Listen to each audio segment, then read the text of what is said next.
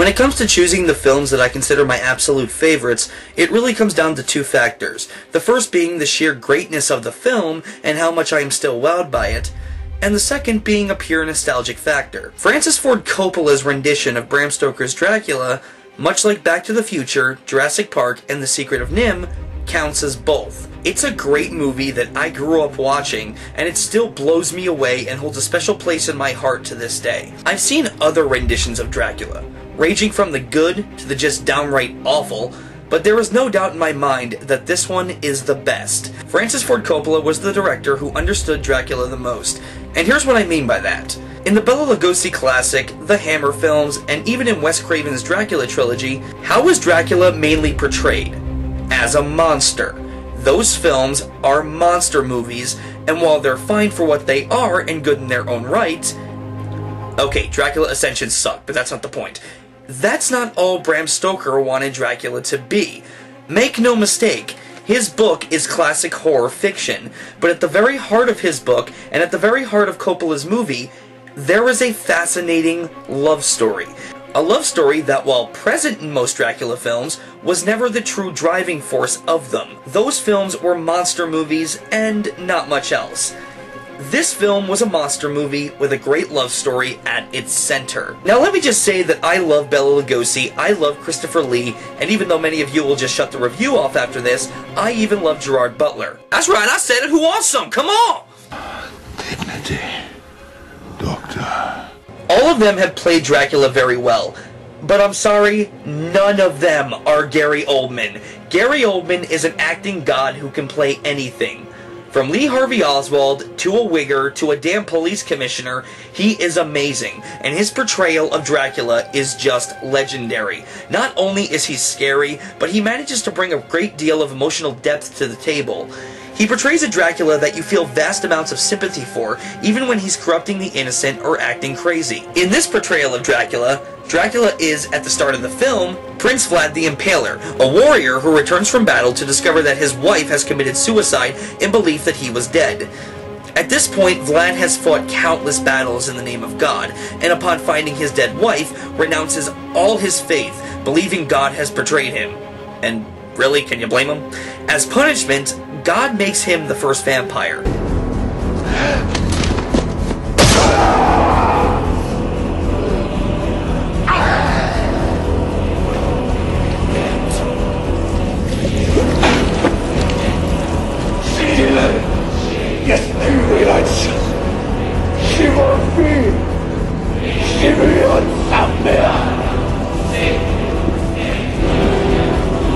So already, not even 10 minutes in, we are given reasons to fear this character, while simultaneously given reasons to care about this character. He may have been a ruthless warrior, but in the eyes of his kingdom and his now dead wife, he was a good man who had everything he loved and fought for taken from him, and ended up going insane with anger and hatred.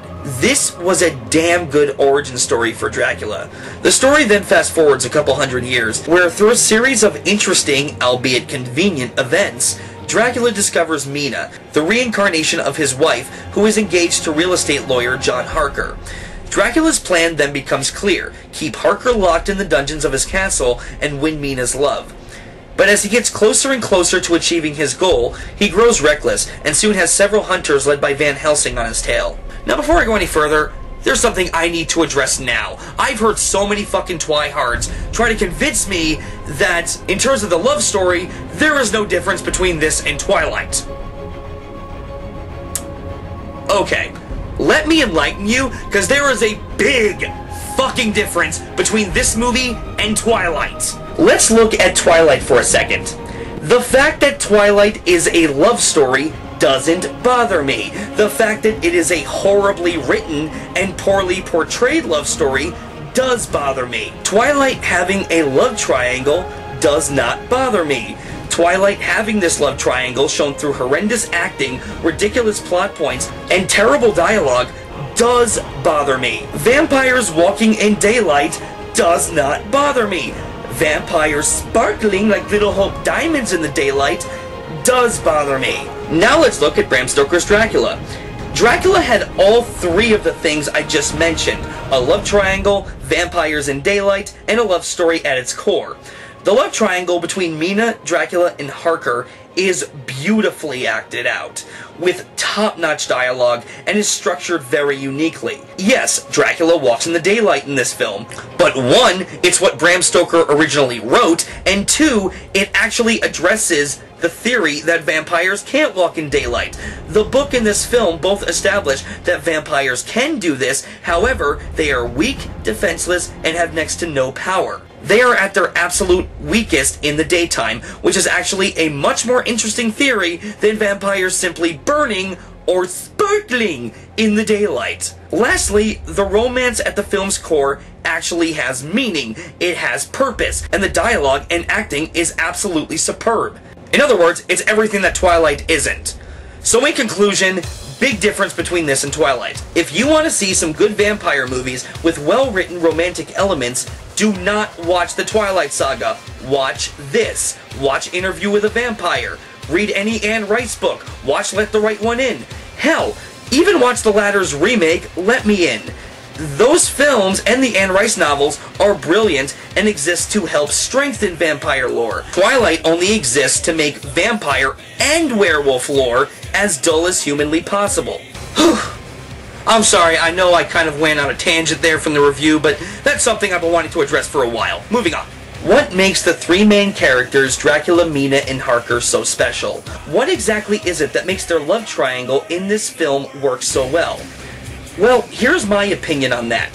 While the dialogue is damn good, the acting is even better. To me, what makes this all work so well is the way that Gary Oldman, Keanu Reeves, and Winona Ryder all work off of each other. Now I know that I'm in a small minority of individuals who felt that Reeves and Ryder were both great in this film, and I am happy to be in that minority. Although I can admit that Reeves was the weakest of the four big actors in this film, he still does a fine job in the role. He behaves and talks like someone from that era would. It reminds me of all this shit I hear about Matthew Broderick in Glory. Just because an actor is viewed as one thing his whole career, in Reeves' case Ted Theodore Logan, and in Broderick's case Ferris Bueller, doesn't mean they can't do bigger and better shit. Folks, that is profiling. And profiling is wrong. I have spoken. Broderick certainly proved it in Glory, which was not only his best role, but his best film as well, and if you don't think that Keanu Reeves proved it in this film, it's undeniable he proved it in The Matrix. Sorry, I'm just sick of people picking on Reeves, he's awesome. But anyway, his scenes with Gary Oldman made me cringe. But in the good way, in the way the film wanted me to. The scenes of these two in the castle are creepy as hell, and the tension only grows larger when Dracula finds out that Harker's fiancée is in fact his reincarnated wife. But it isn't enough for Dracula to keep Harker as his prisoner. Oh hell no. He does everything in his power to corrupt Harker and drive him to insanity with the help of his three brides, who I gotta admit are also creepy as hell. The scene of them eating the baby gave me nightmares. In the meantime, Dracula is free to seduce Mina during the daytime as Vlad, and corrupt her thoughts at night as Dracula. He even goes the extra mile of corrupting and turning her best friend, Lucy. Lucy is literally the exact opposite of Mina. Mina is proper and doesn't come from money. Lucy is pretty much a filthy rich whore. Anyway, Vlad's seduction of Mina has her recalling memories that aren't hers. They belong to Vlad's dead wife. But in having these visions of her past life, her love for Vlad only grows deeper and deeper until eventually she just doesn't want to live without him.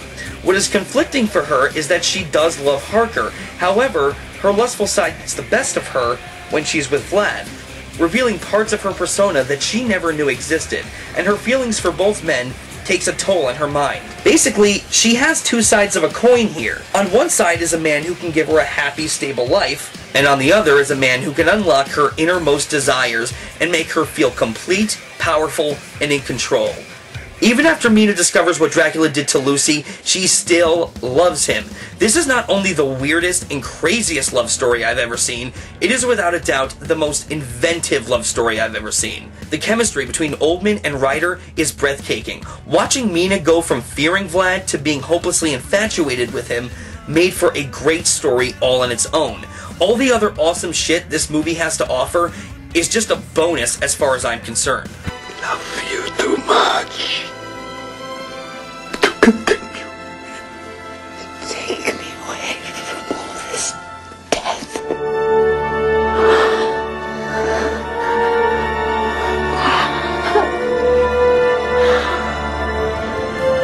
probably Winona Ryder's best performance. Well, it's either this or her performance in The Crucible. I'm sorry, it's really hard for me to decide. I just love both performances so much. Ryder is another actress that I feel doesn't get the attention or recognition she deserves. Hell, she was one of the only good things in Alien Resurrection. Ryder is a good actress, and if this film, The Crucible, and Edward Scissorhands don't prove it to you, nothing will. I already talked about how awesome, scary, and downright creepy Oldman is as Dracula, but it's also noteworthy how great Anthony Hopkins is as Van Helsing. Now, to be honest, he's not a major character until the second half of the film. He shows up about an hour in when he's called in to examine Lucy after she's been bitten by Dracula. Not only can Hopkins portray a Van Helsing that is mysterious and creepy, he also comes off as being very eccentric. This leads to some very humorous moments with this character that prove to us that Van Helsing is pretty much off his rocker. Doctor? Yeah? How did Lucy die? What? Was she in great pain? Yeah, she was in great pain. Then we cut off her head and drove a stake to her heart and burned it, and then she found peace. Doctor! But I guess a lifetime of studying bats and hunting down the king of vampires do that to you. Anyway, in terms of the film's scares, it doesn't all fall just on the actors. The visual designs and monster makeups in this film are fucking phenomenal. Damn near unmatched and one of a kind. Anyone who wants to go to school for visual design or makeup effects should be made to watch this movie. Dracula transforms into a wolf monster, a giant bat monster, and even transforms into a horde of rats. And all of these things look brilliant. The bat monster used to scare the shit out of me as a kid. Mina!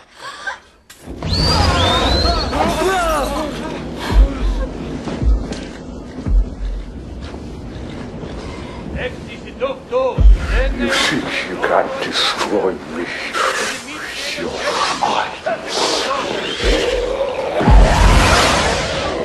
Sacred blood of Christ! I who served the cross. I who commanded nations hundreds of years before you born. Your armies were defeated! You tortured and impaled thousands of people! I was betrayed. Look what your God has done to me. Now, admittedly, the scares in the film haven't aged too well on me, but that's only because I've seen it so many damn times that I now know what to expect at every turn.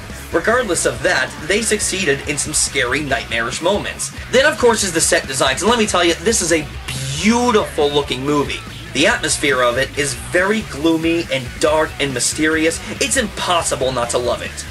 The castles, the maze garden, the landscapes, all of it breathtaking and creepy. Some of the best set designs ever made for film. That all being said, the stuff about the story, the actors and everything, there is someone else that certainly deserves a lot of love here. James V. Hart, who adapted the screenplay for the film, set out to make the most faithful adaptation of Dracula possible. And he definitely succeeded. Now, I feel that Coppola's brilliant direction brought it to life a lot more than the initial script did, and Hart isn't the best writer in the world. I mean, he wrote Contact, which was absolute garbage, and Hook, which was memorable, but overall just okay. However, I feel that he deserves a lot of recognition for writing the best Dracula movie, even if it wasn't all perfect. Oh yeah, see, I love this movie, but two things about it always bug the shit out of me when I watch this film, even if they were adapted from the book.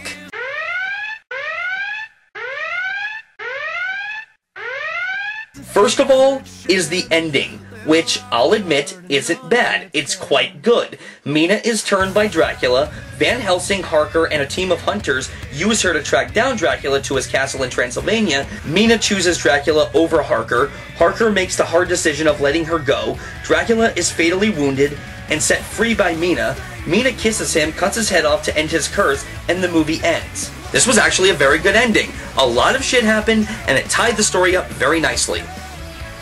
In 25 minutes! That's my problem. It's not that the ending was bad, it was rushed. That was a lot of shit to cram into 25 minutes. And there was a lot more that happened that I didn't even mention. They could have easily added another 20 minutes of this third act to go into these issues in more detail. Again, not bad, it just should have been a little longer. Secondly, not even gonna beat around the bush, I fucking hate Renfield. I really do. I despise this character. He was the real estate lawyer who represented Dracula before Harker went to the castle. And he spends the whole film ranting in the cell of a psych ward. The point of this character was to show us what could potentially happen to Harker. I get it. But I would rather be left with the mystery of what could happen to Harker. We could have figured this shit out all on our own with all the shit that was happening to him at the castle. I didn't need this dull, annoying character representing that. Just because a character has a point doesn't make him good. He's one of the few characters I've ever seen in a movie that has a valid point, but is utterly useless. If you removed Renfield from this movie, you would have the same movie. So yeah, Hart should have just written him out of the damn script, but in all honesty, Bram Stoker should have just written him out of the damn book too. But despite Renfield and the climax being too short, there is nothing wrong with this movie. It's a great horror film and an even better romance film. It's superbly directed with engaging characters and performances, with some of the best visuals, set designs, and creature effects I've ever seen in my life. If you haven't seen this film, you are certainly missing out. And if you have seen it and don't like it, hey, that's entirely your loss, my friend. I've spent years watching this film, soaking up every bit of masterful filmmaking it has to offer, not just to the horror genre, but to the romance genre as well. Bram Stoker's Dracula is not just my favorite Dracula movie, it is my favorite vampire movie of all time.